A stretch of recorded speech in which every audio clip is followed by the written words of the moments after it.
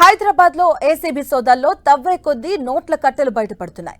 ఆదాయానికి మించిన ఆస్తుల ఆరోపణలతో land survey deputy director Narahari ఇంట్లో ఏసీబీ అధికారులు దాదాపు 3 గంటలకు పైగా సోదాలు చేస్తున్నారు. ఈ సోదాల్లో భారీగా బంగారు, నగదు, స్థిరాస్తులు గుర్తించారు అధికారులు. నగరంలోని నరహరి నివాసంతో పాటు ఆయనకు సంబంధించిన ఆఫీసులు, బంధువులు, అత్యంత ఆప్తుల ఇళ్లలో ఏసీబీ బృందాలు ఏకకాలంలో సోదాలు నిర్వహిస్తున్నాయి. హైదరాబాద్ పరిసర ప్రాంతాల్లోని దాదాపుగా 13 ప్రాంతాల్లో ఈ దాడులు కొనసాగుతున్నాయి. నరహరి ఇంట్లో పడక గదిలో బెడ్ కింద 1.10 కోట్లు గుర్తించారు. నగదు, బంగారు ఆభరణాలు, రెవెన్యూ రికార్డ్స్ ను పరిశీలిస్తున్నారు. నరహరి, అతడి సోదరి ఇళ్లలో భారీగా ఆస్తి పత్రాలు స్వాధీనం చేసుకున్నట్టుగా సమాచారం.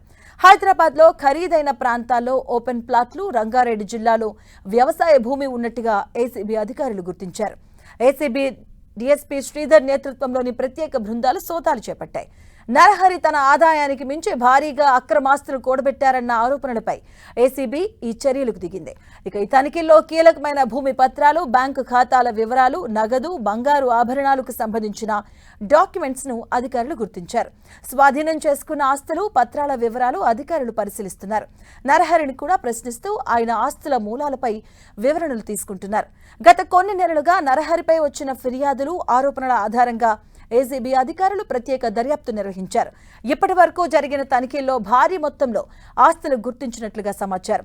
ప్రస్తుతం ఈ దాడులు ఇంకా కొనసాగుతున్నాయి.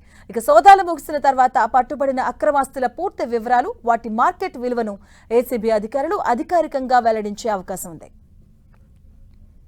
ఇదే అంశానికి సంబంధించిన పూర్తి అప్డేట్స్ మా కరెస్పాండెంట్ కిరణ్ లైవ్ ద్వారా అందిస్తారు. Kiran, Madhavi land survey deputy director Narahari ఇంట్లో ఇంకా ఏసీబీ అధికారుల సోదాలు కొనసాగుతున్నట్టుగా చెప్పాల్సి ఉదయం 6 గంటల నుంచి ప్రస్తుతానికైతే సోదాలు కొనసాగుతున్నాయి. చత్రినాక నివాసంలోని ఏకకాలంలో కూడా ఏసీబీ అధికారులు సోదాలు సాగిస్తున్నట్టుగా చెప్పాల్సి ఉంటుంది.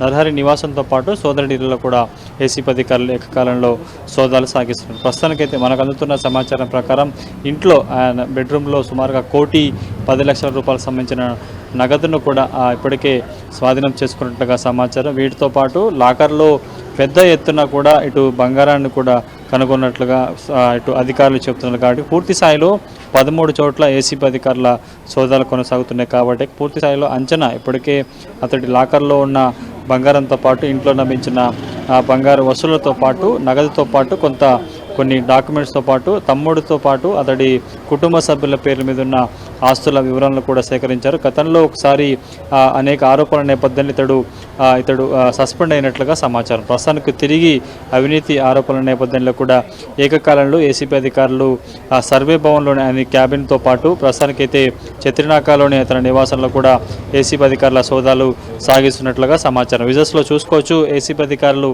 ఉదయం 6 గంటల నుంచి కూడా ఏకకాలంలో సోదాలు సాగిస్తున్నారు. కాబట్టి పూర్తి స్థాయిలో మరికొద్ది సేపట్లో కూడా ఇప్పటి వరకు సోదాలలో ఎంత మొత్తంలో అక్రమాస్తులకు సంబంధించిన వివరాలు బయటపడ్డాయన్న సమాచారానికి వెల్లడించే అవకాశం అయితే ఉంది. ముఖ్యంగా అతడి నివాసంలోని బెడ్రూమ్లోని వాటిలో పెద్ద మొత్తంలో కూడా నోట్ల కట్టలు బయటపడ్డట్టుగా అధికారులు చెప్తున్నారు. కాబట్టి పూర్తి స్థాయిలో వారు చెప్తున్న వివరాల ప్రకారం 1,10,00,000 రూపాయలకు సంబంధించిన లిక్విడ్ క్యాష్ లభించినట్టు తెలుస్తుంది. ఇక ముఖ్యంగా వివిధ బ్యాంకులకు సంబంధించిన లాకర్లో కూడా బంగారు వస్తువులు ఉన్నట్లుగా గుర్తించారు. ముఖ్యంగా ఇతడు డిప్యూటీ డైరెక్టర్ పోస్టులో ఉన్నప్పుడు కొన్ని ఇల్లీగల్ సంబంధించిన ల్యాండ్లు, హద్దుల వ్యవహారానికి సంబంధించి కూడా కొంత వాటిని సెటిల్ చేసినట్టుగా సమాచారం. అందులో భాగంగా ఇతడికి పెద్ద మొత్తంలో అటు నగదుతో పాటు డబ్బులు కూడా వచ్చినట్లుగా ప్రాథమికంగా గుర్తించారు. గతంలో ఇతడి మీద అనేక ఆరోపణలు ఉన్నాయి. కాబట్టి ప్రస్తుతానికైతే ఏకకాలంలో ఏసీబీ అధికారులు సోదాలు చేసిన నేపథ్యంలో ప్రస్తుతానికైతే అందుకు సంబంధించి చాలా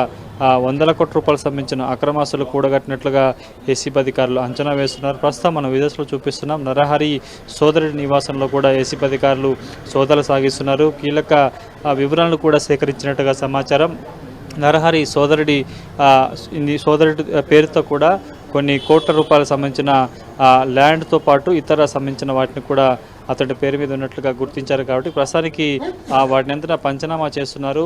ప్రస్తుతం నరహరి నివాసంలో అతడి సోదరి నివాసంలో లభించిన ఆస్తుల చిట్టా వివరాలుగా ప్రస్తుతానికైతే ఇంకా బహిరంగ మార్కెట్లో ఎంత ఉంటుందని కూడా అంచనా వేసే ప్రయత్నం చేస్తున్నారు. పూర్తి స్థాయిలో చాలా వందల కోట్ల రూపాయలకు సంబంధించిన ఆస్తులు ఇతడు కూడగొట్టినట్టు తెలుస్తుంది.